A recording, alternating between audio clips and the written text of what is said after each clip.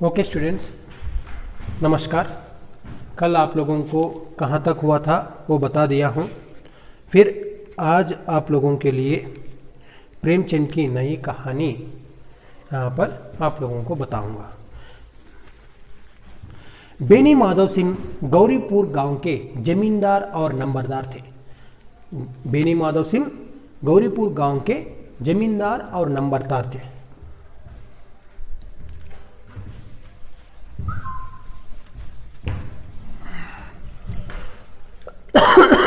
जमींदार आप लोगों को पता है।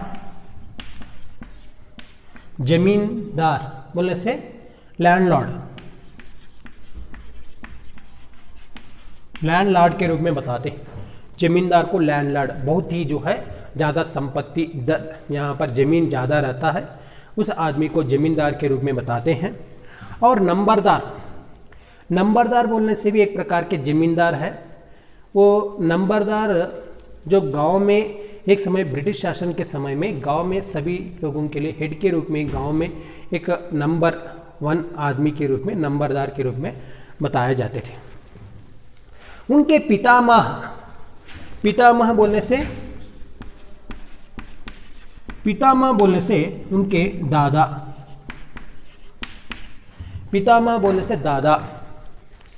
उनके पितामह किसी समय बड़े धन दाने संपन्न थे। उनके पिताजी, उनके दादा, यहाँ पर पिता मतलब दादा होते हैं, उनके दादा, उनके परदादा, उन सभी लोग एक समय पर धन दाने से संपन्न थे, बहुत ही पैसे वाले थे। गांव का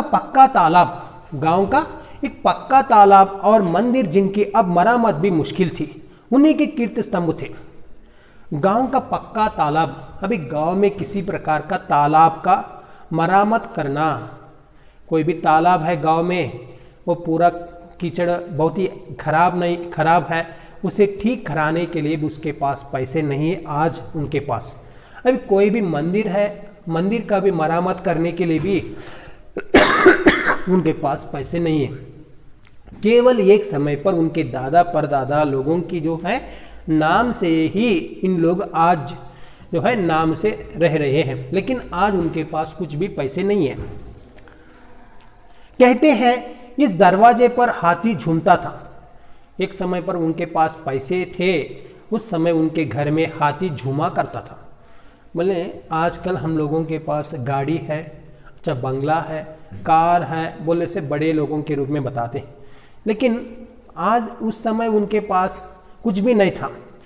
एक समय पर उनके पास हाथी था, आज उनके पास कुछ भी नहीं है। एक समय पर उनके पास हाथी थी, हाथी झूमता था। अब उसकी जगह एक बूढ़ी भैंस थी।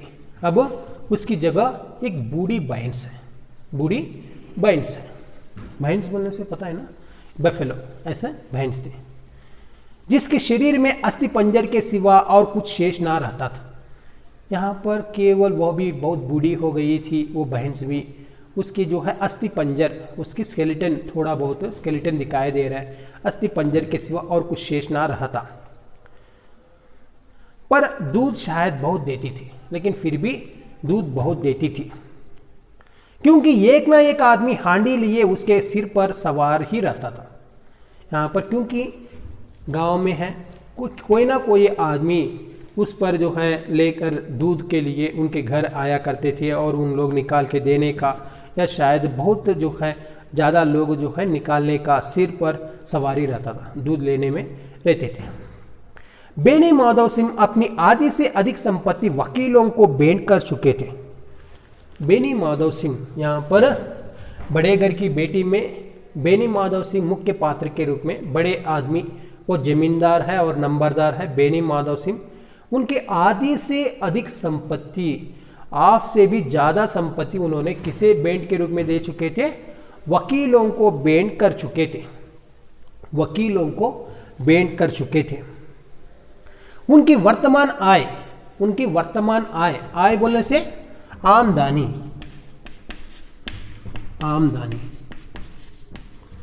वो मंथली इनकम या ईयरली इनकम होता है ना, आमदनी 1000 रुपए से अधिक ना थी।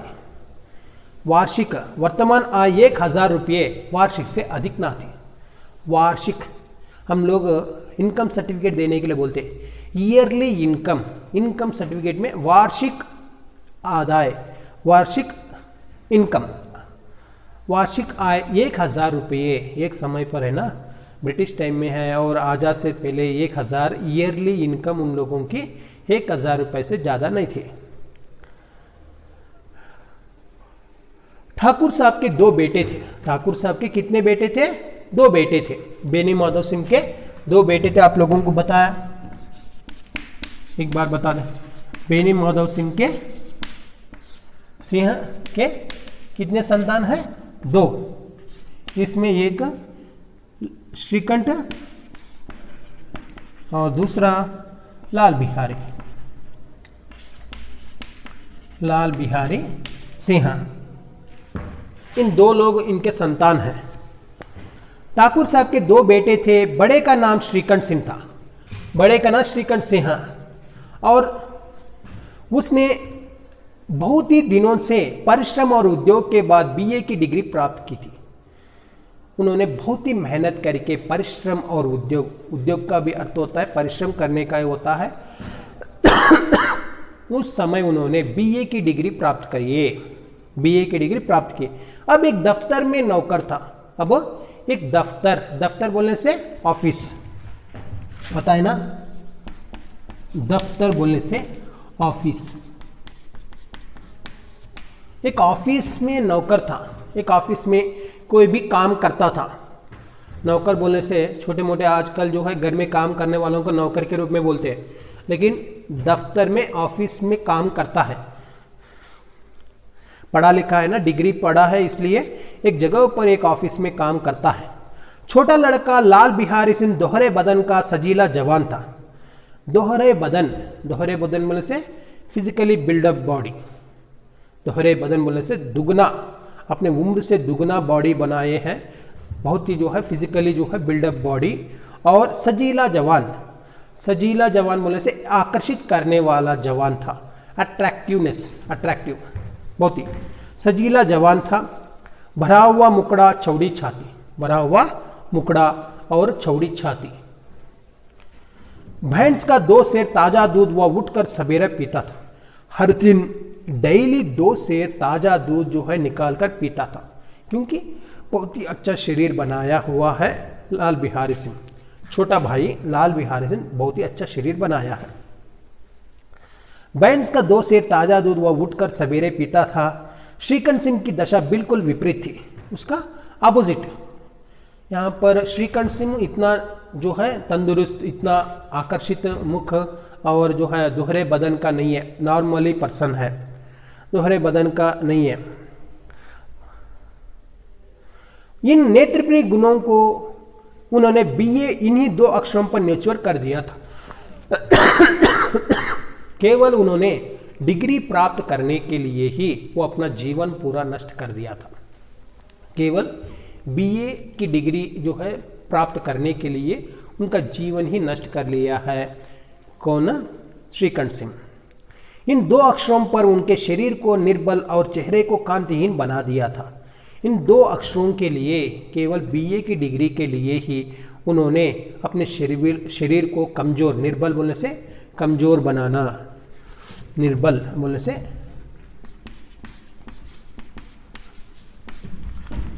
से कमजोर, और निर्बल और चेहरे को कांतहीन बना दिया था। चेहरे को कांतहीन बोलने से उनका शरीर इतना आकर्षित नहीं है, कांतहीन बना दिया था बोलने से इतना अट्रैक्टिव फेस जो है नहीं था।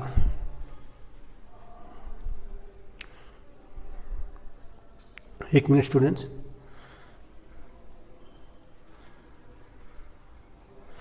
चेहरे को कांतहीन बना दिया था। इसी से वैदिक ग्रंथों पर उनका विशेष प्रेम था।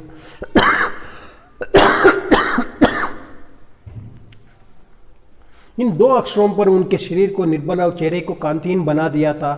इसी से वैदिक ग्रंथों पर उनका विशेष प्रेम था।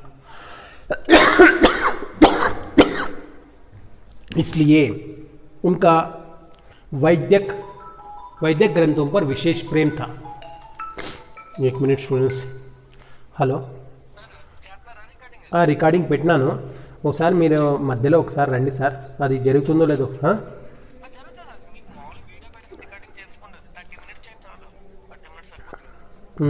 సరే సరే మీరు రండి. రైట్ రైట్ పెట్టినాను, స్టార్ట్ చేసినాను.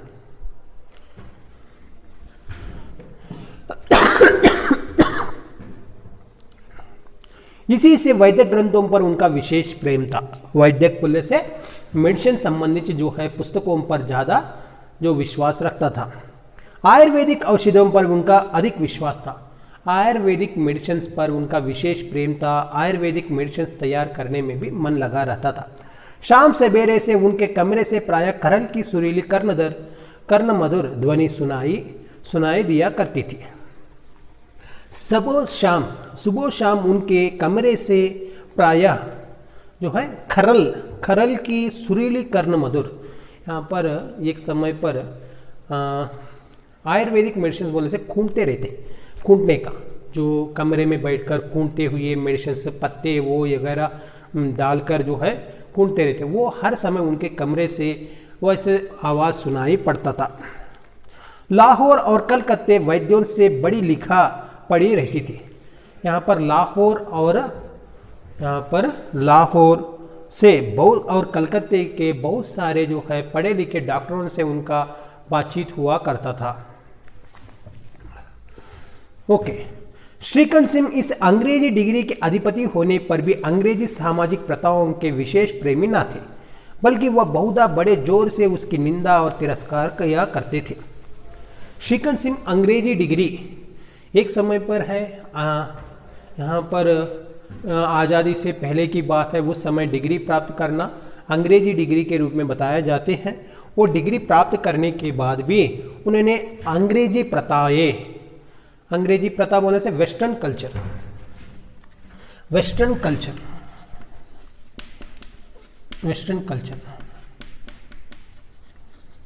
अंग्रेजी प्रथाएं बोलने से वेस्टर्न कल्चर से विशेष प्रेमी ना थे. वो अंग्रेजी डिग्री पढ़ने के बाद भी उन्होंने अंग्रेजी से संबंधित जो वेस्टर्न कल्चर को प्रेफरेंस नहीं देते थे, उसे बहुधा निंदा करते थे, उसे बुरा करते थे. वो वेस्टर्न कल्चर अच्छा नहीं है, वो ठीक नहीं है, ऐसा वो हर समय तिरस्कार करते थे श्रीकंठ सिंह. इससे गांव में उनका बड़ा सम्मान था. ऐसे डिग्री पढ़ने के बाद भी और डिग्री यहाँ पर वेस्टर्न कल्चर को तिरस्कार करने का ये सभी देखकर सभी गांव के सभी लोग उसे बहुत सम्मान देते थे. दशहरा के दिनों में वह बड़े उत्साह से रामलीला में सम्मिलित होते और स्वयं किसी न किसी पात्र का पाठ लेते थे. वह दशहरा के दिनों में यहाँ पर रामलीला, यहाँ पर रामायण से संबंधित नाटक करते हुए स्वयं श्रीकंठ सिंह किसी न किसी पात्र लेकर उसमें जो है भाग लेता था. श्रीकंठ सिंह गौरीपुर में रामलीला के वही जन्मदाता थे. रामलीला नाटक जो है शुरुआत करने वाला व्यक्ति श्रीकंठ सिंह था. उस गौरीपुर गांव में पहला व्यक्ति है श्रीकंठ सिंह, रामलीला नाटक शुरू करने वाला. प्राचीन हिंदू सभ्यता का गुणगान उनकी धार्मिकता का प्रधान अंग था. प्राचीन हिंदू सभ्यता और संस्कृति के बारे में, परंपरा, सभ्यता, ये सभी जो है किस प्रकार से रहता है वो सभी दिखाने के लिए ही यहाँ पर वो रामलीला नाटक करते थे और सभी लोगों को बताया जाते थे कि किस प्रकार से वो सभ्यता संस्कृति रहता है, वो दिखाने के लिए ही उन्होंने रामलीला नाटक करते थे. सम्मिलित कुटुंब के तो वह एकमात्र उपासक थे. सम्मिलित कुटुंब बोलने से जॉइंट फैमिलीज को ज़्यादा महत्व देते थे. श्रीकंठ सिंह उपासक थे, मतलब सभी लोगों को बताते थे सम्मिलित परिवार में रहने के लिए. आजकल स्त्रियों को कुटुंब में मिलजुल कर रहने की जो अरुचि होती है उसे वह जाति और देश दोनों के लिए हानिकारक समझते थे. आजकल स्त्रियों को सम्मिलित परिवार में, जॉइंट फैमिली में रहने की जो अरुचि होती है, जॉइंट फैमिली में रहना पसंद करते स्त्रियां नहीं है. क्यों ऐसा? क्योंकि वो केवल उसी के पति के साथ रहना चाहते हैं. पति और उनके संतान के साथ रहते हैं, उनके सास ससुर कोई भी नहीं रहना चाहिए. और कोई भी स्त्री उनके घर में नहीं रहना चाहिए। यहाँ पर उनके पति के जो कोई बहन है उन लोग भी कोई घर में नहीं रहना चाहिए। ऐसा उन लोग सोचकर अलग परिवार बसाने के लिए यहाँ पर सम्मिलित परिवार में रहना पसंद नहीं करते हैं। यही कारण था कि गांव की लड़ाइयाँ उनके निंदक थी। यहाँ पर ये सभी देश के लिए हानिकारक। अभी हमारे देश में आजकल क्या हो गया है, सम्मिलित परिवार कम हो जाने के कारण जो है ज़मीन का ज़्यादा उपयोग करने लगे हैं। यहाँ पर ज़मीन घर बनाने का ज़्यादा हो गया है। घर में रहने वालों की संख्या 3 या 2 रहते हैं, लेकिन इतना बड़ा घर यूज़ करते हैं। लेकिन एक समय पर केवल 20 लोग या 30 लोग एक घर में रहते थे और बड़ा एक प्रकार से घर रहता था। लेकिन आज दो लोगों के लिए इतना बड़ा घर बनाते हैं। ये सभी क्या हो जाता है, ज़मीन का दुरुपयोग करने का हो जाता है। देश के लिए जो है ज़मीन का ना रहने का, इसके कारण जो है खेती बाड़ी करने के लिए ज़मीन नहीं रहता है। वो देश के लिए नुकसान जो है समझे जाते हैं। ये सभी जो है देश के लिए हानिकारक के रूप में समझते हैं और ये सभी जो है हम लोगों को पता है। लेकिन स्त्रियों को ये सभी जानते हुए भी उन सभी लोग श्रीकंठ सिंह से नफरत करते हैं। सभी स्त्रियां ललनाएं बोलने से स्त्रियां, औरतें, यही कारण था कि गांव की ललनाएं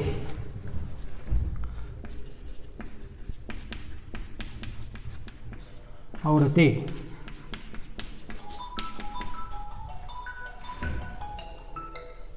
गांव की ललनाएं औरतें उसे उनकी निंदक, उनकी बुराई करते थे। सभी स्त्रियां श्रीकंठ सिंह की बुरा करते थे। कोई तो उन्हें अपना शत्रु समझने में भी संकोच ना करती थी। कोई अपने शत्रु जैसा मानने लगते थे श्रीकंठ सिंह को, क्योंकि उन लोगों को अलग परिवार बसाने के लिए नहीं, सभी लोगों को रोकता था। उसके पति को समझाता था, उनके ससुर को, सभी लोगों को समझाकर उसे सम्मिलित परिवार में रहने की सीख देता था। इसलिए स्त्रियों को ये सभी पसंद नहीं रहता था। इसलिए उन सभी लोग श्रीकंठ सिंह को एक शत्रु जैसा मानते थे। स्वयं उनकी पत्नी को ही इस विषय में उनसे विरोध था। स्वयं उनकी पत्नी को ही, वह अपनी पत्नी को ही इस विषय में विरोध था। या इसलिए नहीं कि उसे अपने सास ससुर देवर या जेठ आदि से घृणा थी, बल्कि उसका विचार था कि यदि बहुत कुछ सहने और तरह देने पर भी परिवार के साथ निर्वाह ना हो सके तो आए दिन की कला से जीवन को नष्ट करने की अपेक्षा यही उत्तम है कि अपनी खिचड़ी अलग पकाई जाए। ये इसलिए कि बहुत मेहनत करते हैं सास ससुर देवर जेठ और सभी लोगों से जो है आए दिन से काम करते हुए और उनके विचारों से जो है हिलमिल ना जाने से, विचार से बहुत कुछ सहने के बाद भी वह परिवार में निर्वाह ना कर सके तो आए दिन से उन लोगों के घर में कलह से रहने के बदले यही उत्तम है कि अपनी खिचड़ी अलग पकाया जाए। यहाँ पर खाना पकाते हैं। खाना पकाने के बाद लड़कियों को या अपने जो है बड़े घर की बेटी अपने ससुराल में आने के बाद वहाँ पर खाना बनाती हैं। वो सास को या ससुर को, नहीं तो जेठ या कोई चाचा, इन सभी लोग रहते हैं। उन सभी लोगों को खाना पसंद नहीं आता है। को थोड़ा बहुत अच्छा नहीं रहता, नमक कम रहता, नहीं तो तीखा ज़्यादा रहता है, नहीं तो यहाँ पर कुछ अलग से अच्छा ना रहने का, आए दिन से कुछ ना कुछ प्रॉब्लम्स करते रहने का, ये सभी स्त्रियों को पसंद नहीं रहता है। यही उत्तम है कि अलग खिचड़ी पका जाए। अपना अलग से जो है खाना बनाने में ही उत्तम के रूप में समझते हैं, क्योंकि वही एक ही, जो पति एक ही रहने से पति जो है, जो पत्नी जो बनाती है वो प्यार से खा लेता है जो भी अच्छा है। जो अच्छा ना रहने से भी पत्नी से प्रेम के कारण जो है वो अच्छा है बता देता है। वो बकरा कैसे भी खाकर चले जाता है। वो समझकर जो है वो अकेले जो है पति एक ही रहना है ऐसा समझ है। जिस दिन जो उनको बनाने नहीं होता है उस दिन जो बाहर से लेकर आ जाते हैं वो उन लोग ऐसे समझ लेते हैं। वो कोई उसे शिकायत करने वाले कोई नहीं रहते हैं। इसलिए अलग परिवार बसाने से उनको किसी प्रकार का कठिनाई ना रहने के बारे में स्त्रियां सोचते रहती। इसलिए सम्मिलित परिवार में रहना ज़्यादातर स्त्रियों को पसंद नहीं है। क्योंकि इसलिए आजकल लड़कों का शादी भी नहीं हो रहा है। सम्मिलित परिवार में कोई भी शादी करने के लिए तैयार नहीं होते। आजकल कैसे हो गया है, जो उनके सास ससुर भी नहीं रहना है, कोई भी जेठ कोई भी नहीं रहना चाहिए, ऐसे उन लोग सोचा करते हैं। केवल पति एक ही रहना चाहिए, वो भी जॉब हैदराबाद या बेंगलुरु ऐसे बड़े बड़े शहरों में रहना है, और पति एक ही रहना और कोई भी उनके साथ नहीं रहना है।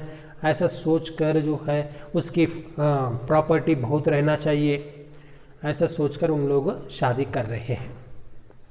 ओके, रहने दीजिए, ये सभी जो है घर की प्रॉब्लम्स बहुत कुछ रहता है, लेकिन बड़े घर की बेटी में हम लोग इतना जो है, बड़े घर की बेटियां सभी लोग ऐसे नहीं रहते हैं। ओके, आनंदी यहाँ पर हीरोइन, यहाँ पर आनंदी, इसमें बेनी माधव सिंह के 2 संतान है, श्रीकंठ सिंह लाल बिहारी, और श्रीकंठ की पत्नी का नाम आनंदी। आनंदी आनंदी आनंदी एक बड़े उच्च कुल की लड़की थी। आनंदी एक बड़े घर की बेटी है और उच्च खानदान, बड़े खानदान की जो है बेटी थी। उसके बाप एक छोटी सी रियासत के तालुकादार थे।